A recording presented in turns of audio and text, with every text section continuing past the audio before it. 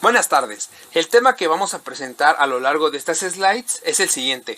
¿Es verdaderamente factible y deseable la independencia? Beneficios mutuos de mantener a los territorios de ultramar europeos. Los integrantes de este equipo son Axel Osvaldo Martínez Ramírez y su servidor Óscar Abraham Raya López.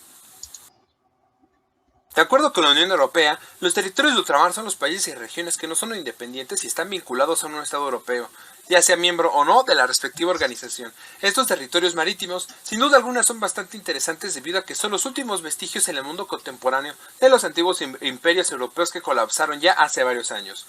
A diferencia de otras regiones que también estuvieron bajo el yugo imperial europeo, estas islas, en su enorme mayoría, no han buscado energéticamente independizarse de sus conquistadores. En cambio, por diversas razones, prefirieron un camino donde el principal eje fue formalizar y flexibilizar sus relaciones políticas y económicas con sus respectivas metrópolis. Teniendo la anterior información en cuenta, surge la pregunta de investigación que se espera poder responder con éxito a lo largo de todo este trabajo. ¿Cuál es el beneficio mutuo, tanto para los territorios de ultramar europeos como para sus respectivas metrópolis, de preservar el status quo de no independencia de los primeros?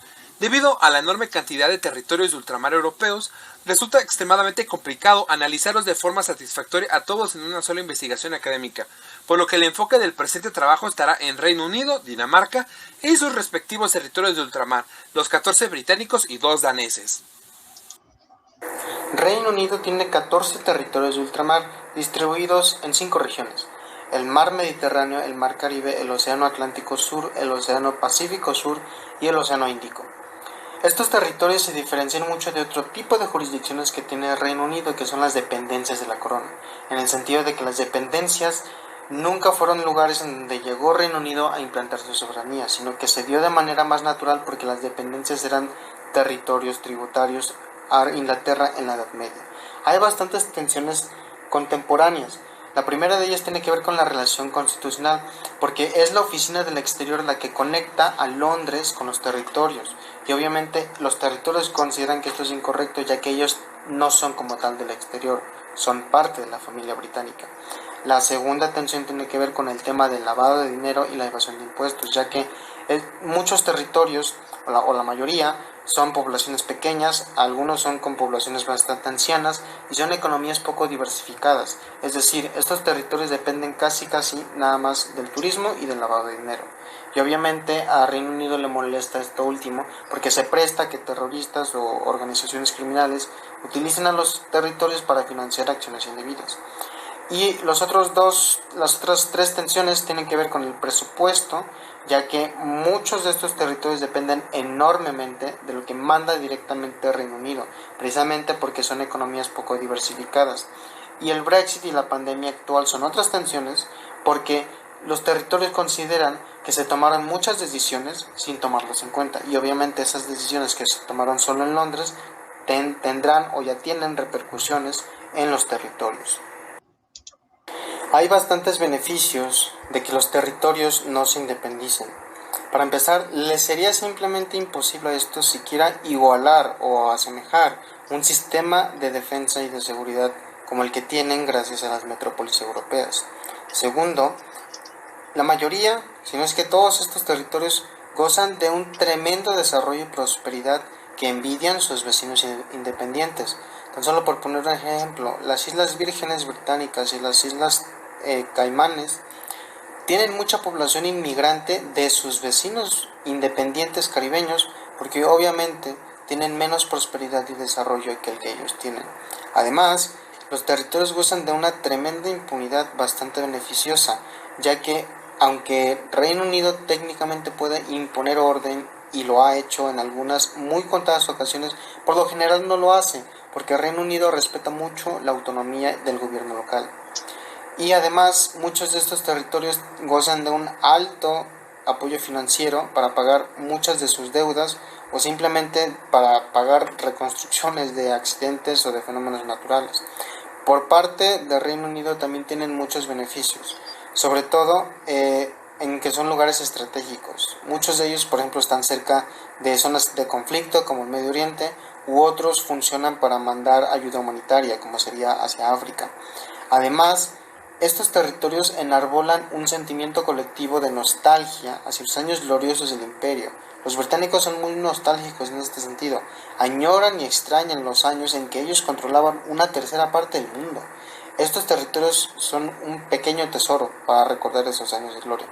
Y además la causa medioambiental, ya que estos territorios, sobre todo los del Mar Caribe, son joyas medioambientales, tienen arrecifes invaluables y muy preciados que obviamente el Reino Unido puede utilizarlos para demostrar, mediante su conservación, que está comprometido con la causa medioambiental. Dinamarca cuenta oficialmente con dos territorios de ultramar, las Islas Feroe, las cuales fueron obtenidas en 1814, y Groenlandia, el cual fue obtenido en 1776. ¿Cuáles son las tensiones con la metrópoli en el caso de las Islas Feroe?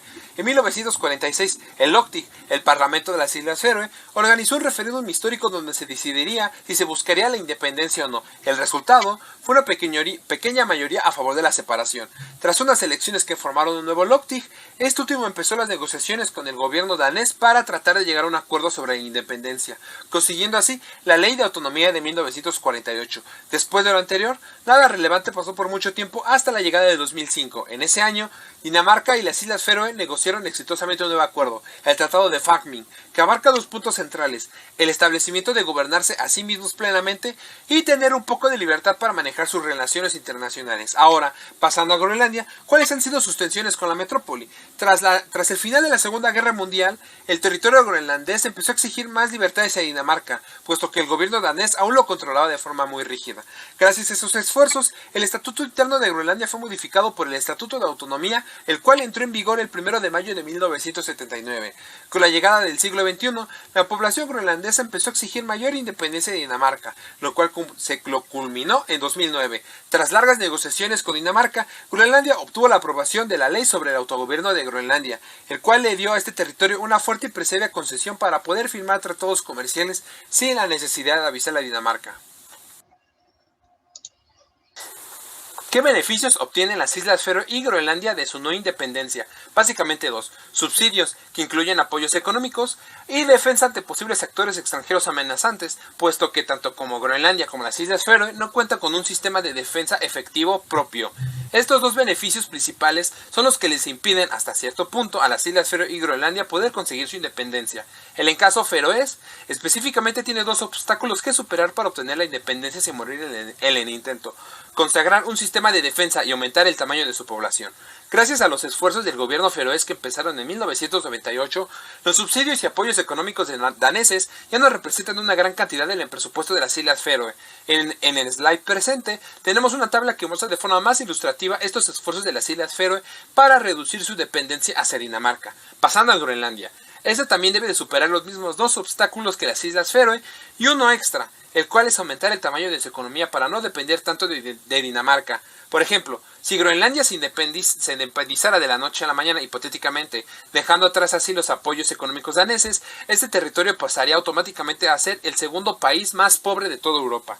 En la slide presente tenemos dos tablas que muestran de forma ilustrativa cómo se han comportado las poblaciones de las Islas Feroe, la tabla de arriba, y Groenlandia, la tabla de abajo. ¿Qué beneficios obtiene Dinamarca de las Islas Feroe? Básicamente, solo obtiene el mantenimiento del orgullo de su antiguo imperio, que ya no existe.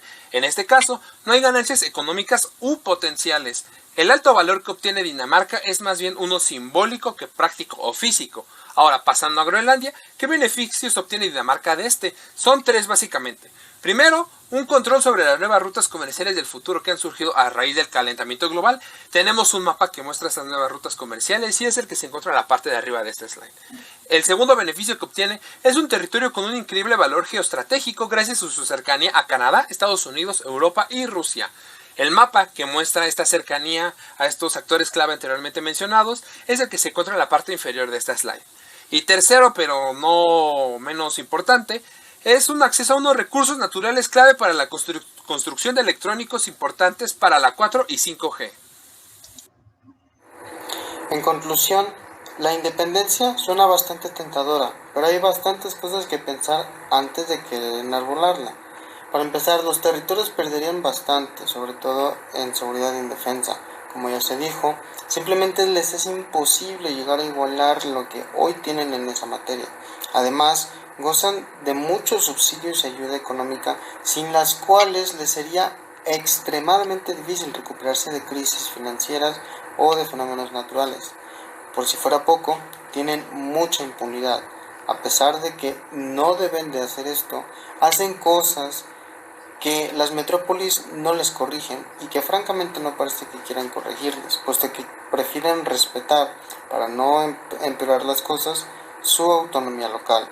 Por parte de las metrópolis, el valor simbólico es extraordinario, ya que la mayoría de estas poblaciones añoran y extrañan sus años de imperio. Ayuda además a reforzar su compromiso con el medio ambiente y algunos territorios como Groenlandia dotan enormes recursos naturales que van a ser muy útiles en el futuro y además son geoestratégicos. También Reino Unido tiene bastante de estos porque tiene bases navales y militares en la mayoría de estos territorios. En conclusión, la independencia no es factible. Es mejor preservar el status quo, pero atender las tensiones que hoy les aquejan.